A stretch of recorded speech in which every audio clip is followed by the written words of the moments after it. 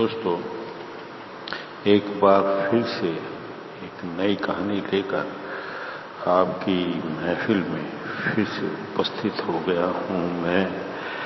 ये कहानी थोड़ी लंबी जरूर है, लेकिन बहुत ही ज़्यादा इंटरेस्टेड है। ध्यान से सुनिएगा और ध्यान से देखिएगा भी। आपको ये कहानी जरूर पसंद आएगी, मेरा आपसे ये वादा है। पश्चिमी समुद्र के तट पर एक राजा था। उसे समुद्र में सफर करने का बड़ा शौक था। उसके पास एक बड़ा जहाज था। उसके रेशम के पाल थे। उसने बंदरगाह के सामने अपना महल बनवाया। बंदरगाह में हमेशा उसका जहाज रहता और जब कभी वह चाहता समुद्र की यात्रा पर निकल जाता। एक बार वह जहाज समुद्र के बीच बिना किसी कारण के रुक गया। हवा अनुकूल थी पर जहाज नहीं हिल रहा था। राजा ने सोचा कि क्या किया जाए। राजा ने झुककर समुद्र की ओर देखा। जिस किसी ने भी जहाज को रोका हो, अगर उसने मेहरबानी करके मेरे जहाज को तुरंत छोड़ दिया और मुझे अपने देश जाने दिया, जो कुछ मेरे हाथ में है मैं उसके लिए अवश्य करूंगा। उसकी बात का उत्तर समुद्र की तह से आया। जो वचन दिया है उससे ना मुकरना। तुम ज्यों ही तट पर पहुंचो, जो प्राणी तुम्हें दिखे उसे मुझे अर्पित कर देना। यदि तुमने यह मान लिया तभी मैं तुम्हें समुद्र में से जाने दूंगा। अच्छा, वैसा ही करूंगा, राजा ने कहा। तुरंत जहाज आगे बढ़ा। राजा ने सोचा कि समुद्र की तह से समुद्र की रानी ने यह कहा होगा। उसके बारे में उसने पहले भी बहुत सी बातें सुन रखी थी। 2 रोज बाद जहाज तट पर पहुंचा। तट अभी दूर था कि बंदरगाह में उसे तनकी सी कोई चीज हिलती दिखाई दी। जब वह पास गया तो वह पहचान गया कि वह उसका छोटा लड़का था। तुरंत उसे समुद्र रानी की बात याद हो आई और उसने अपना सिर एक तरफ फेर लिया। उसे तभी पानी में एक बत्तख तैरती दिखाई दी। राजा ने दूसरी ओर देखा तो उसे एक सूअर भी दिखाई दिया। उसने सोचा कि यदि बत्तख और सूअर को मारकर समुद्र में को दे दिया गया तो उसका वचन पूरा हो जाएगा। राजा उनको मरवा कर समुद्र में डालकर जहाज से उतरकर किनारे के अपने महल की ओर गया। उसी समय समुद्र की बड़ी लहर महल तक आई। उसी लहर के साथ मारी गई बत्तख और सूअर भी किनारे आ लगे। लहर वापस जाती जाती उसके छोटे लड़के को उठा ले जाती, अगर झट राजा ने अपने लड़के को ऊपर उठा ना लिया होता। राजा जान गया कि समुद्र रानी तब तक खुश न होगी जब तक वह अपने लड़के को ना देगा। इस खतरे के बारे में राजा ने अपनी पत्नी और लड़के से कहा। राजा ने सोचा, अच्छा होगा यदि उसे समुद्र की ओर ही न जाने दिया जाए। उसके बाद राजकुमार अपने महल की 4 दीवारी से बाहर ही नहीं गया। वर्ष बीतते रहे। राजकुमार 18 वर्ष का हो गया। एक दिन उसको उसके मित्रों ने समुद्र तट पर टहलने के लिए आने को कहा। वह इसलिए मान गया क्योंकि उसका ख्याल था समुद्र की रानी तब तक अपनी मांग भूल गई होगी। सबने मिलकर तट की रेत पर पैर रखे थे कि नहीं कि एक बड़ी लहर आई। एक हाथ पर बहुत से आभूषण थे ऊपर उठा और राजकुमार को फौरन पानी के अंदर खींच ले गया। पानी में डूबने पर भी राजकुमार घबराया नहीं। उसे कोई मैदान में से एक मनोहर उद्यान में ले गया। उस उद्यान के बीच में एक राजमहल था। उसने सोचा कि वह महल समुद्र रानी का था।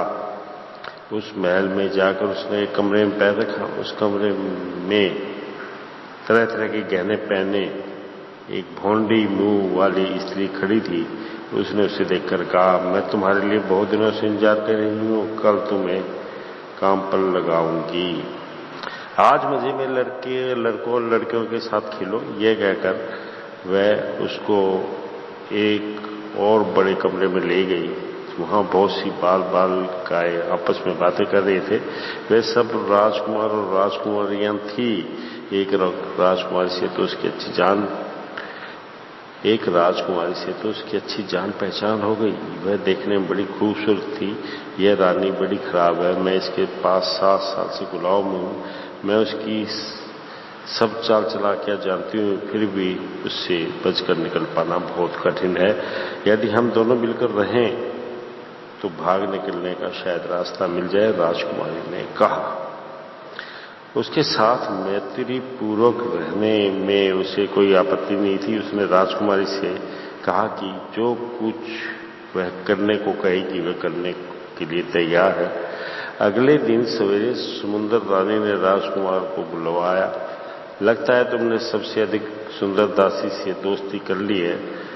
जो मैं 3 काम दूं, यदि तुमने उन्हें ना किया तो तुम्हें उसे देखने की भी इजाजत ना दूंगी। यदि ये काम कर दिखाए और तुमने उससे शादी भी करनी चाहिए तो मैं कोई ऐतराज न करूंगी। यदि काम ना हुए तो तुम्हें जिंदगी भर मेरे यहां गुलाम रहना होगा, रानी ने कहा। वह उसे मैदान में ले गई और उसे बताया कि उसे पहले क्या करना था। शाम तक वह सारी घास काटकर उसे फिर वैसे ही चिपकाओ, यह कहकर रानी चली गई। राजकुमार हंसियां लेकर मैदान में घास खोदने लगा, परंतु वह जल्द ही जान गया कि शाम तक वह घास नहीं खोद पाएगा। फिर उसका चिपकाना तो दूर रहा, वह अपने भाग्य को कोसता हाथ पर हाथ रखकर बैठ गया। थोड़ी देर में राजकुमारी उस तरफ आई और उससे पूछा कि वह क्यों चिंतित था। राजकुमार ने जो कुछ हुआ था उसे बता दिया। राजकुमारी ने उसके हाथ में से हंसिया लिया, उसे एक तरफ मोड़कर घास में रगड़ा। घास कटकर गिरने लगी। जब उसने दूसरी तरफ मोड़कर घास पर रगड़ा तो घास फिर चिपकने लगी, परंतु कटे घास में और ना कटे घास में थोड़ा सा फर्क था। कटे घास को जहां जोड़ा गया था वहां का जोड़ दिखाई दे रहा था। यह रहस्य मालूम हो जाने के बाद राजकुमारी ने बड़ी तेजी से घास काटकर फिर उसे चिपका दिया। शाम होने में अभी काफी समय था। दोनों काफी देर तक गप्पे मारते रहे। जब रानी के आने का समय आया तो राजकुमारी उठकर चली गई।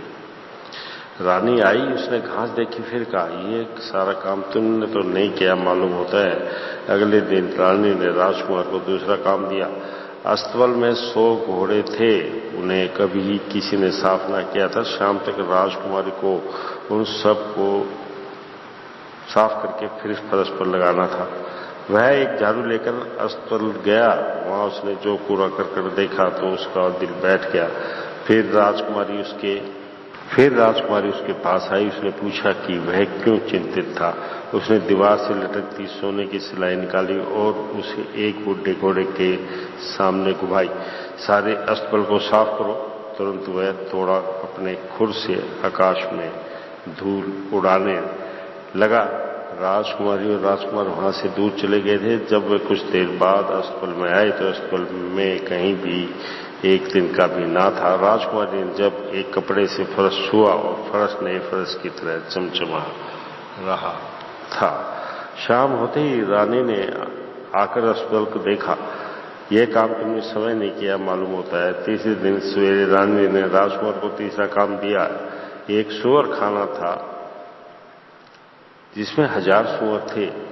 उसे कभी किसी ने साफ न किया था। राजकुमारी को उसे शाम तक साफ करने का नया बनाना था।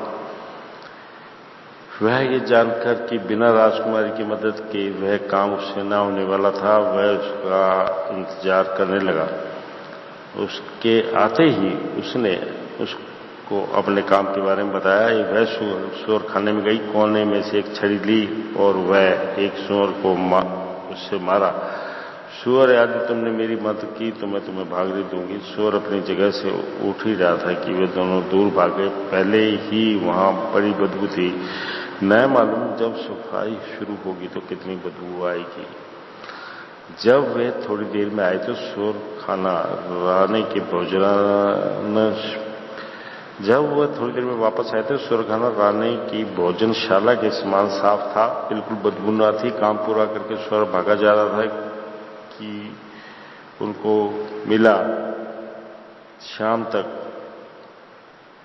वे दोनों गप्पे मारते थे। फिर राजकुमारी चलेगी। थोड़ी देर बाद रानी आई। उसने सूरखाना देखा, यह काम भी तुमने नहीं किया है, फिर भी मैं तुम्हें अपने वचन के अनुसार तुम्हें राजकुमारी से शादी करने दूंगी। विवाह की सारी सामग्री मेरी बहन वररानी के पास है, तुम कल जाकर उसे ले आओ। राजकुमार संतुष्ट हुआ। उसे लगा कि समुद्र की रानी उतनी बुरी न थी जितनी कि उसकी साथी ने बताया था। समुद्र रानी उसको वन रानी के पास कैसे जाया जाए ये बताकर चली गई। अगले दिन जब राजकुमार वन रानी के पास जा रहा था तो राजकुमारी आई। खुशखबरी, मैं विवाह के लिए आवश्यक सामग्री लेने वन रानी के पास जा रहा हूं। उसने कहा, तुम यह कहोगे, यह डर कर मैं तुम्हें खोजती आई हूं। तुम जानते हो वह वन रानी कैसी है? इस समुद्र रानी से ज्यादा पढ़ी लिखी। यदि तुम उसके पास जाकर जीते जी वापस आ सके तो तुम बहुत भाग्यशाली हो। जो मैं बताऊं उसे जरा ध्यान से सुनो। इसमें से तुम कुछ भी भूल गए तो हम दोनों एक दूसरे को ना देख सकेंगे। मैं तुम्हें 2 चाकू, 2 कुल्हाड़ियां, 2 रोटियां दूंगी। वन रानी के रास्ते में जिस जिस को वह देनी हो वह दे देना। यह तकिया वन रानी के पालतू सांप को दे देना। वह सांप वन रानी के घर के बरामदे में जमीन पर सिकुड़ कर पड़ा रहता है। वहीं रंग बिरंगी कुर्सियां हैं। यदि लाल कुर्सी पर बैठे तो लाल लाल लपटें निकलेंगी और तुम्हें राख कर देंगी। यदि तुम सफेद कुर्सी पर बैठे तो नदी का प्रवाह आएगा और तुम्हें बाहर ले जाएगा। नीली कुर्सी पर बैठे तो तुम्हारी नसें फूल जाएंगी और तुम मर जाओगे। पीली कुर्सी पर बैठे तो तुम्हारा खून बिगड़ जाएगा और तुम पीली के रोग से मर जाओगे। पर इस बरंडे में ही एक कोने में काली कुर्सी है, तुम उस पर बैठ सकते हो, कोई खतरा नहीं है। एक और बात, वन रानी जो भी कुछ खाने को दे तुम ना खाना। अगर गलती से खा लिया तो तुम्हारे प्राण नहीं बचेंगे। मेरी बताई इन बातों को पूरी तरह ख्याल रखना, राजकुमारी ने कहा। याद करने के लिए बहुत सी बातें हैं, फिर भी कोशिश करूंगा, कहकर राजकुमार वन रानी के पास जाने के लिए निकल पड़ा। वह समुद्र के मार्ग से तट पर पहुंचा और वहां से जंगल में चलने लगा। जब वह कुछ दूर गया तो उसने 2 व्यक्तियों को लकड़ी काटते देखा। क्योंकि वे काटने के लिए लकड़ी के चक्कों का इस्तेमाल कर रहे थे, इसलिए वे अपनी मेहनत का पूरा फल नहीं पा रहे थे। क्योंकि राजकुमार के दिए हुए चाकू इतने उनके काम आ सकते थे, इसलिए उसने उनको दे दिए। उन चाकुओं से लकड़ी छीलना आसान हो गया और वे खुश हुए। थोड़ी दूर जाने के बाद 2 लकड़हारों को लकड़ी काटने की बड़ी कोशिश कर रहे थे और लकड़ी काट रहे थे। राजकुमार ने उनको लोहे की कुल्हाड़ी दी। उससे लकड़ को आसानी से कटता देख वे भी बड़े खुश हुए। कुछ दूर जाने के बाद जंगल में एक घर दिखाई दिया। उस घर के पहरा देने वाले भालू और भेड़िए उसकी ओर लपके। उसने एक रोटी के 2 टुकड़े किए और दोनों को एक एक टुकड़ा दे दिया। वह उस रोटी को मुख में पकड़कर चले गए। उसके बाद वह वन रानी के घर में बड़ी दिलेरी से घुसा। अंदर शासन पर बैठी वन रानी ने उसके काम के बारे में सुनकर पूछा, क्या हमारी बहन ने भेजा है? बहुत दूर से आए हो, थक गए हो, आराम से बैठो। उसने रंगीन कुर्सियां दिखाई दी। वह उन पर न बैठकर कोने में रखी काली कुर्सी पर बैठ गया।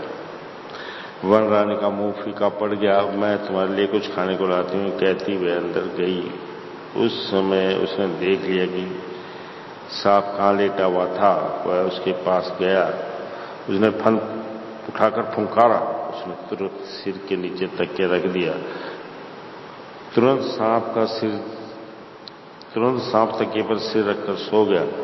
इतने में वररानी ने तस्तरी में लड्डू उसके सामने रखा। तुम खाते रहो, इस बीच जो चीजें तुम्हें चाहिए मैं उन्हें तैयार करती हूँ। अंदर जाते जाते उसने सांप से कहा, सांप जरा अतिथि की अच्छी खातिरदारी करो।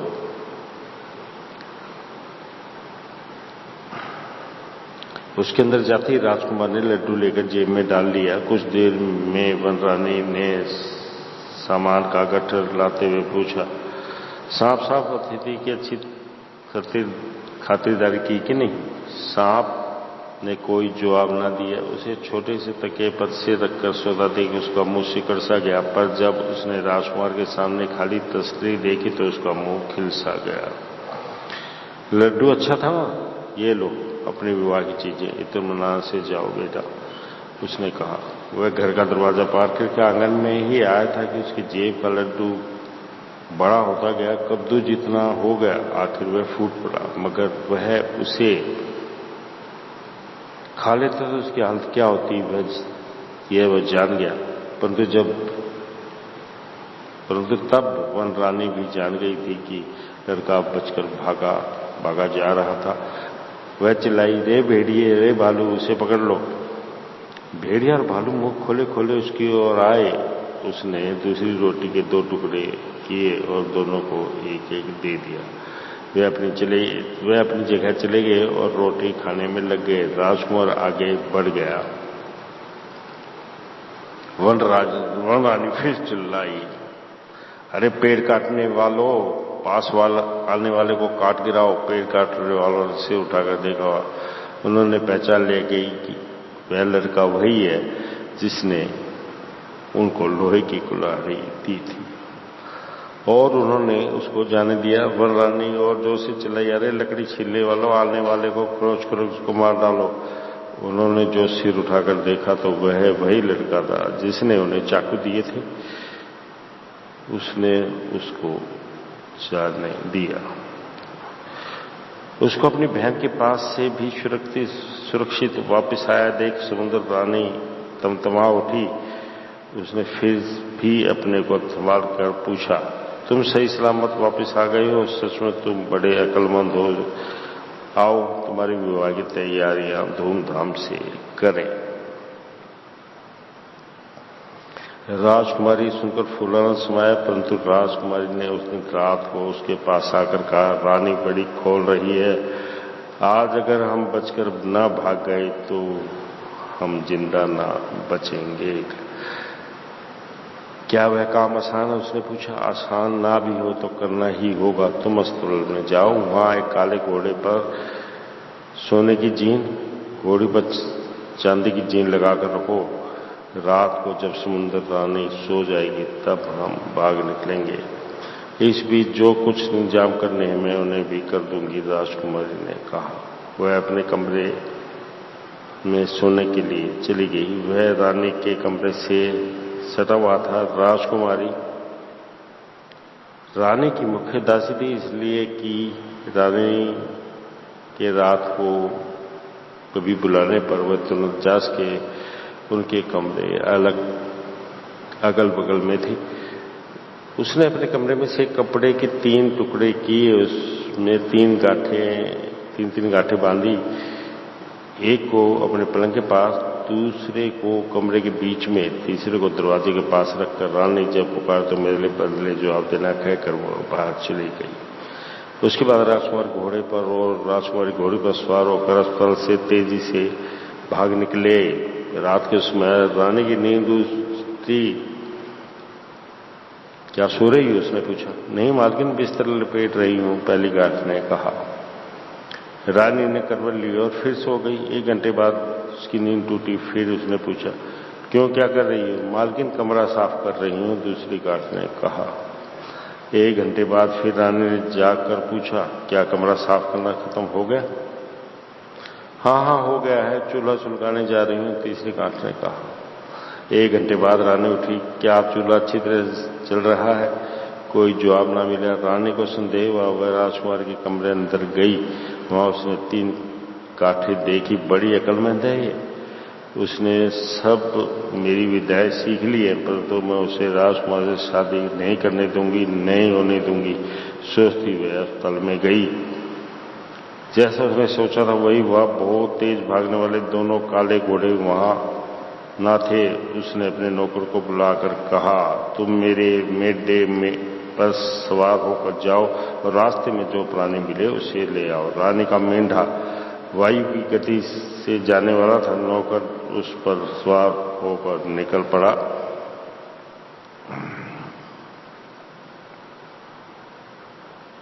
तब तक राजकुमारी और राजकुमार काफी दूर निकल चुके थे, पर अभी काफी दूर जाना था। वह शोर सुना, वह रानी के मेंढे का शोर था। ये कहकर राजकुमारी ने अपने घोड़े को पौधा बना दिया और अपने को 2 चूहों में परिवर्तित कर लिया। नौकर जल्द ही वहां आ पहुंचा। छी चूहे, ये सोचकर वापस चला गया। उसने रानी के पास जाकर कहा, मालकिन एक जगह पौधे में 2 चूहे खेल रहे हैं, क्या उन्हें पकड़ लो? क्या ये पूछने के लिए आए हो? कहा तो था जो प्राणी दिखाई दे उसे पकड़ लाना, तुरंत जाओ। रानी ने कहा। इस बार जब मेंढा पास आया तो राजकुमार ने घोड़ों को पेड़ बना दिया और समय छोटे पक्षी बन गए। नौकर ने आकर देखा, अरे छोटी चिड़िया ही तो है। वह वापस चला गया। मालकिन इस बार चूहे तो नहीं दिखाई दिए, चिड़ियाएं दिखाई दी हैं, क्या उन्हें पकड़ लाऊं? रानी जान गई कि यह काम उससे ना होगा। इस बार वह स्वयं मेढे पर सवार होकर निकली। उससे पहले कि वे दोनों अपने गुलामों तक पहुंच सकती, वे दोनों समुद्र से निकलकर किनारे पर आ लगे थे। पानी की सीमा के पार करने जाने के बाद समुद्र रानी की शक्ति किसी काम की न थी, इसलिए उसे वापस जाना पड़ा। राजकुमार समुद्र तट पर कुछ दूरी तक चलकर अपने घर पहुंच गया। उसके माता पिता का राजकुमारी से परिचय कराया और बताया कि उसने कितनी बार उसकी प्राण रक्षा की थी। राजा ने उन दोनों का वेवश के साथ विवाह कर दिया। तो दोस्तों ये कहानी बड़ी जरूर थी, लेकिन बहुत ही ज्यादा इंटरेस्टिंग थी, आपने सुनी होगी। तो दोस्तों मेरी यही तमन्ना रहती है कि मैं अपने दोस्तों के लिए सुंदर सुंदर और प्यारी प्यारी मजेदार कहानियां लेकर आऊं और उन्हें सुनाऊं। तो दोस्तों मेरी कहानियों को सुनिएगा और मेरे चैनल को प्लीज प्लीज प्लीज एक बार फिर रिक्वेस्ट कर रहा हूं आपसे कि मेरे चैनल को सब्सक्राइब कर दीजिए। बहुत बहुत धन्यवाद होगा आपका। धन्यवाद।